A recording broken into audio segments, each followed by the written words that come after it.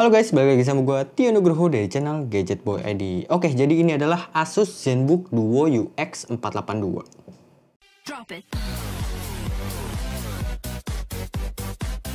Jadi gue mau bahas laptop ini karena menurut gue laptop ini tuh menarik banget ya. Soalnya laptop ini tuh punya dua layar. Satu layar di atas dan satu layar yang ada di bawah. Buat kalian yang suka banget sama dual monitor, menurut gue laptop ini tuh bisa jadi pilihan yang cukup menarik. Asus ini menurut gue ya buat urusan inovasi itu bagus banget cuy. Asli dah, 2 jempol deh. Soalnya inovasinya tuh keren-keren cuy. Dari mulai ROG, terus ada Asus TUF, ada Asus Zephyrus juga, sama yang ini nih, Asus ZenBook Duo. Sebenarnya ini adalah laptop generasi kedua dari seri ZenBook Duo. Laptop ini juga pastinya mendapatkan upgrade yang lebih baik dari generasi sebelumnya. Laptop yang gue bahas kali ini adalah yang pakai spesifikasi sebagai berikut. Untuk prosesornya ini menggunakan Intel Core i7 1165 G7. Untuk clock speednya itu up to 4,2 GHz. Grafiknya Iris Xe dan Nvidia GeForce MX 450 dengan 2 GB GDDR6. RAM-nya itu 16GB LPDDR4X. Untuk storage-nya itu 1 TB M2 NVMe PCIe 3.0 SSD. Untuk Wi-Fi-nya itu menggunakan Wi-Fi 6 Gig+, terus Bluetooth-nya itu 5.0. Kalau secara spesifikasi laptop ini tuh udah cukup powerful ya. Walaupun laptop ini termasuk laptop yang udah cukup powerful, tapi desainnya ini terlihat cukup kalem dan khas seri ZenBook banget ya. Mewah gitu. Warna yang gue pakai ini adalah yang warna Celestial Blue. Warnanya juga tersebar di semua sisi ya, ada di belakang, bawah, depan, dan sisi framenya pun itu berwarna biru. Buat di bodi belakangnya laptop ini ada logo Asus ya, ada di samping kiri sini. Jadinya bikin laptop ini tuh terkesan premium dan elegan. Untuk bagian bodi belakangnya ini juga udah menggunakan material magnesium dan aluminium alloy. Buat struktur bodi belakangnya ini kayak ada garis-garis lingkaran gitu ngelilingin si logo Asusnya ini. Sayang banget ya, buat bodi belakangnya ini magnet banget buat sidik jari. Buat bagian bawahnya ini ada garis strip karet gitu ya, yang fungsinya ini buat anti slip gitu. Ini ada di bagian sini sama di bagian sini. Terus di bagian layarnya juga dia ada kayak ada titik-titik gitu. Nih di ujung titik ada titik kalau kelihatan sih. Terus di sini juga ada titik lagi. Dan fungsinya itu buat si frame layarnya ini tuh nggak nempel langsung ke meja ataupun ke bagian tatakannya lah. Dan pastinya juga dengan model begini bikin si laptop ini jadi lebih tinggi dan bikin airflow di bagian bawahnya ini nggak terhambat. Ukuran dari laptop ini juga udah termasuk ringkes banget ya. Berat bodinya ini cuman di 1,6 kg aja. Dan laptop ini juga udah memenuhi standar militer grade gitu. Jadi nggak perlu khawatir lagi lah buat pemakaian orang yang mobilitasnya tinggi. Tapi ya tetap aja sih, makanya jangan ngaco juga. Lanjut buat bagian layar laptop ini. Buat layar laptop ini juga pastinya ada peningkatan dari pendahulunya yang seri 481. Buat layar ZenBook Duo UX 482 ini, layar utamanya ini udah bisa di touchscreen dan udah support stylus pen juga. Stylus pennya ini juga udah tersedia di paket pembeliannya, jadi nggak perlu beli lagi. Dan buat layar keduanya ini atau ScreenPad Plus-nya ini juga udah dapat peningkatan dari seri sebelumnya. Di seri sebelumnya itu kan banyak banget yang komplain ya terkait layar keduanya ini susah banget dilihat karena si layar keduanya ini tuh rata sama keyboardnya. Nah yang sekarang di generasi terbarunya ini untuk ScreenPad Plus-nya ini udah bisa ngangkat. Ngangkatnya itu sekitar 7 derajat. Ditambah dengan fitur Ergolift, secara otomatis peningkatan aliran di sistem pendinginnya itu meningkat sampai 49%. Pastinya sekarang jadi lebih nyaman buat penggunaannya. Gue salut banget sih sama si Asus ini. Dia tuh cepet banget buat berinovasi.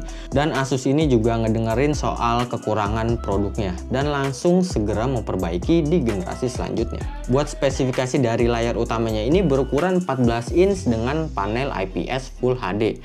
Dengan resolusi 1920 x 1080 pixel. Untuk frame rate-nya sayangnya masih di 60Hz. Pastinya udah support penggunaan touchscreen juga dan udah dapat stylus pen. Dan buat ningkatin kecerahan layarnya ini mencapai 300 nit. Serta udah support anti glare. Buat keakuratan warna dari layar utamanya ini 100% sRGB, 74% Adobe RGB, dan 71% NTSC. Untuk layar utamanya ini juga udah mendapatkan sertifikasi TÜV Rheinland untuk kenyamanan mata dan Pantone Validated Display. Jadi pastinya warna dari layar utamanya ini tuh udah cukup akurat. Layar utamanya ini juga udah menggunakan teknologi Nano Edge Display. Menurut gua bezel dari laptop ini tuh emang beneran tipis, dengan screen to body rasio tuh mencapai 93%. Sayang banget ya buat keakuratan layar keduanya ini tuh agak sedikit berbeda nih dari layar utamanya. Untuk color gamutnya itu 67% sRGB, 50% Adobe RGB, dan 47% NTSC. Tapi untungnya buat kecerahannya ini ada peningkatan dari generasi sebelumnya di 400 nits. Dan juga udah support penggunaan stylus pen juga untuk layar keduanya ini. Tapi ada hal yang gue suka nih dari layar keduanya ini. Banyak fitur yang pastinya berguna banget ya. Kayak misalnya tuh ada task group. Jadi di fitur ini tuh gue bisa atur beberapa aplikasi yang biasa gue pakai. Berguna banget, jadi gue nggak perlu buka aplikasi satu-satu. Semua itu udah jadi dalam satu klik aja. Dan buat geser tab aplikasi dari layar utama ke layar keduanya ini tuh udah gampang banget. Tinggal sentuh di bagian layar atasnya ini, nanti bakal muncul ada tanda panah gitu. Otomatis tab yang gue buka langsung pindah ke bagian layar utama atau sebaliknya. Terus ada tombol panah atas bawah di samping tombol delete. Tombol ini tuh fungsinya buat gua kalau mau ganti layar kedua pindah ke layar utama ataupun sebaliknya. Buat perpindahan layarnya ini menurut gue juga udah cukup cepet banget. Terus layar utamanya ini juga udah bisa ditarik sampai ke layar kedua. Jadi bikin scrolling atau buka aplikasi itu jadi makin luas. Terus juga buat kalian yang mau ngehemat baterai pas lagi make laptop ini di luar ruangan ya, screenpad plusnya ini juga bisa dinonaktifin ya. Caranya gampang banget nih, tinggal tekan tombol yang ada di samping tombol on off-nya aja. Ada 3 menu nih, buat nyalain layar kedua, buat nyembunyiin, dan buat matiin layar keduanya ini. Buat di layar keduanya ini juga ada beberapa shortcut yang bisa dipakai. Kayak misalnya atur kecerahan layar, app navigator, link to my Asus, keyboard unlock, nyalain atau matiin screenpad plusnya. Terus juga ada menu other ataupun lainnya ya. Di dalamnya ada banyak shortcut buat beberapa aplikasi. Bisa juga buat bikin task group, terus bisa juga buat pengaturan buat si screenpad plusnya. Buat di bagian keyboardnya yang gue baru ngerasain ini agak canggung banget sih. Karena posisi dari keyboardnya ini beda banget sama laptop kebanyakan. Tapi buat feel ketikannya ini menurut gue masih cukup enak. Walaupun jarak dari masing-masing tombolnya ini cukup rapet. Dan buat bentuk trackpadnya ini juga menurut gue agak sedikit aneh ya. Soalnya kan kalau di trackpad kebanyakan itu pakai modelan panjang nyamping gitu. Nah di laptop ini tuh trackpadnya tuh panjangnya tuh ke atas kayak vertikal gitu. Bisa juga sih pakai trackpad di layar keduanya ini. Caranya tuh gampang banget, tinggal tap pakai 3 jari aja. Dia langsung masuk ke mode trackpad. Tapi menurut gue sayang banget masa pakai trackpad di layar kedua. Tapi setelah gue pakai laptop ini tuh selama kurang lebih seminggu atau 2 mingguan, gue tuh udah mulai terbiasa sih sama tombol-tombol yang ada di laptop ini. Jadi intinya ini tuh cuman faktor kebiasaan aja. Cuma kadang gue ngerasa awkward nih pas gue pakai laptop ini terus pindah ke laptop konvensional ataupun laptop yang biasa pada umumnya ya. Tiap gue mau pakai trackpad selalu aja tangan gue tuh ngarahnya ke kanan mulu. Padahal kan laptop konvensional tuh adanya di bagian tengah. Lanjut buat port dari laptop ini agak sedikit minimalis nih. Di bagian kiri ada port HDMI, terus ada 2 port USB Type-C Thunderbolt 4. Di bagian kanan ada 1 port USB 3.2 Gen 1 Type A. Port audio combo jack, micro SD card reader, dan indikator LED buat baterai dan kayak buat processing gitu. Untuk bagian atas layarnya ini juga udah mendukung webcam. Jadi buat penggunaan buka kunci laptop ini bisa menggunakan face unlock yang juga udah terintegrasi dengan Windows Hello. Untuk kecepatan bukanya juga menurut gue nih udah termasuk cepet banget. Dan buat webcamnya ini untuk penggunaan video conference menurut gue buat kualitasnya ini tuh cuman mentok di 720p. Hasilnya ya gitu, standar laptop.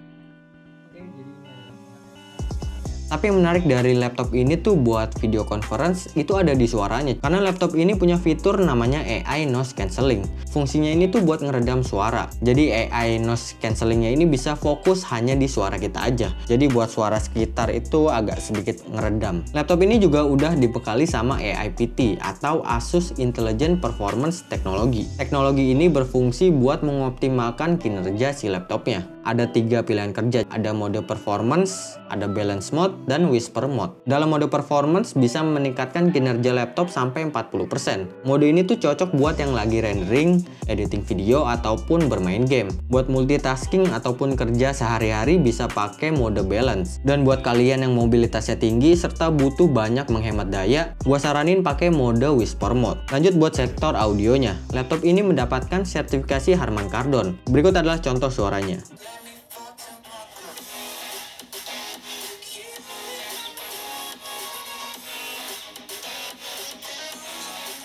Kalau menurut gue ya, suaranya itu buat bassnya itu masih kurang nendang, tapi buat quality dari audionya ini menurut gue udah cukup oke banget. Buat performa, laptop ini tuh menggunakan generasi ke-11 dari Intel dan udah mendapatkan sertifikasi dari Intel Evo juga. Laptop ini tuh sebenarnya ditujukan buat produktivitas, kayak misalnya editing di Adobe Premiere Pro, After Effects, Photoshop, dan Lightroom. Soalnya di layar keduanya ini ada fitur control panel yang fungsinya buat shortcut untuk aplikasi-aplikasi Adobe yang tadi gue sebutin. Walaupun pastinya awal-awal agak sedikit bingung dalam penggunaannya, tapi kalau udah terbiasa, fitur ini tuh berguna banget. Dan gue juga udah ngetes gaming di laptop ini. Ya walaupun laptop ini buat produktivitas, tapi kan gaming buat sebagian orang tuh bisa ningkatin produktivitas. Di sini gue udah ngetes beberapa game kayak Dota 2, Apex Legends, Fortnite, dan GTA 5. Buat pengetesannya gue pakai mode performance dan gue juga nyolok ke listrik langsung ya. Buat game pertama gue coba game Apex Legends. Ini adalah game yang temanya itu kayak survival gitu ya. Buat di game ini gue tuh mendapatkan rata-rata di 40-50an FPS. Buat di in gamenya gue ngerasa lancar. Pas lagi ketemu musuh juga gue nggak ngerasa ada frame drop gitu. Lanjut ke game kedua di Dota 2. Gue menggunakan settingan di 1920x1080 dengan settingan best looking. Gue tuh bisa mendapatkan rata-rata FPS di 80an FPS. Pas ketemu musuh gue bisa dapet di 50-60an FPS. Di dalam gamenya sih gue ngerasa lancar-lancar aja, nggak ngerasa ada frame drop. Game ketiga gue coba di Fortnite. Gue pakai di settingan 1920x1080.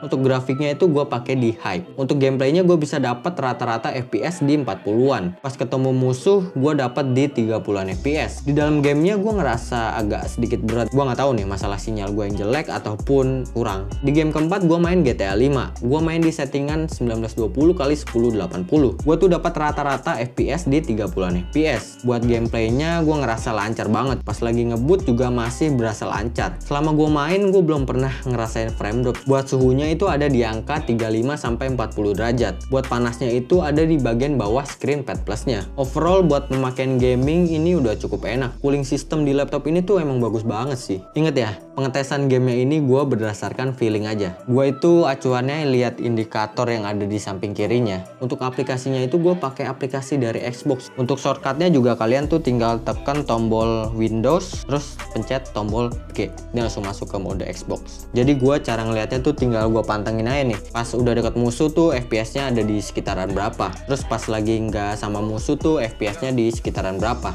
Mantep ya feeling gue. Sorry banget ya, gue tuh masih belum expert buat pengujian game di laptop ini. Tapi kalau kalian punya saran ataupun masukan, kalian boleh masukinnya di kolom komentar di bawah. Gue seneng banget pastinya kalau diajarin sama kalian cara ngetes gaming di sebuah laptop. Lanjut buat baterainya. Laptop ini menggunakan 70 Wh dengan power adapter sebesar 65 watt. Gue suka sih sama power adapter ini karena ukurannya menurut gue udah compact banget. Jadinya enak buat dibawa kemana-mana.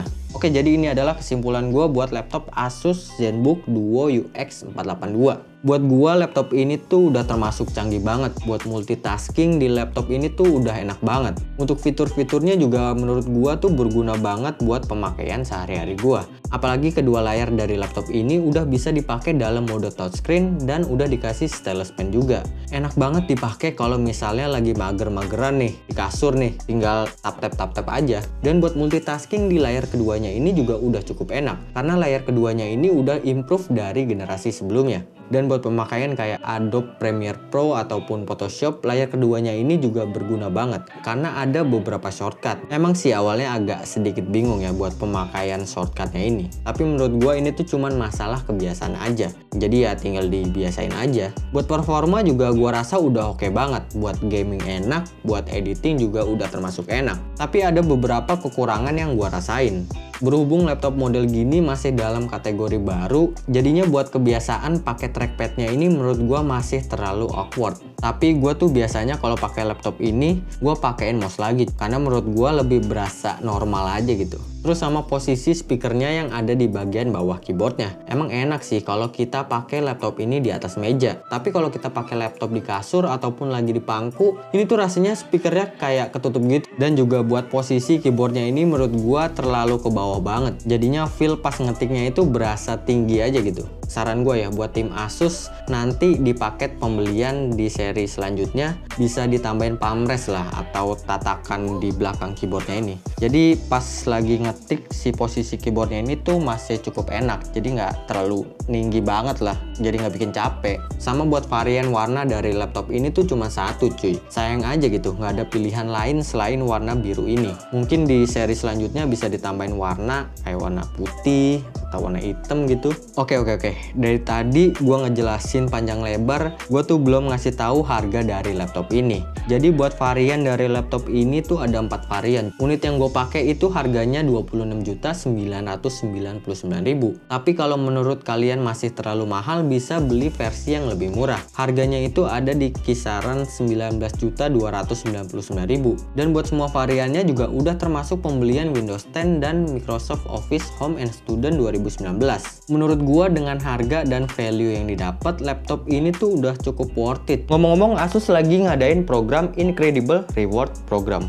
Buat kalian yang udah beli produk Asus ini di e-commerce, jangan lupa buat nge-review pembelian kalian di e-commerce tempat kalian beli. Kalau kalian udah memenuhi syarat, kalian bisa klaim hadiah kalian dan dapetin voucher senilai 100.000. Untuk ngeklaim vouchernya nanti gua kasih link deskripsinya di bawah. Oke, mungkin segitu aja sharing pengalaman gua selama gua pakai Asus ZenBook UX 482 ini. Gue juga mohon maaf kalau ada kesalahan dalam penyampaian informasi. Kalian bisa koreksi gua di kolom komentar di bawah. Oke, mungkin segitu aja. Gua Tinugro cabut. Sampai ketemu lagi di video selanjutnya.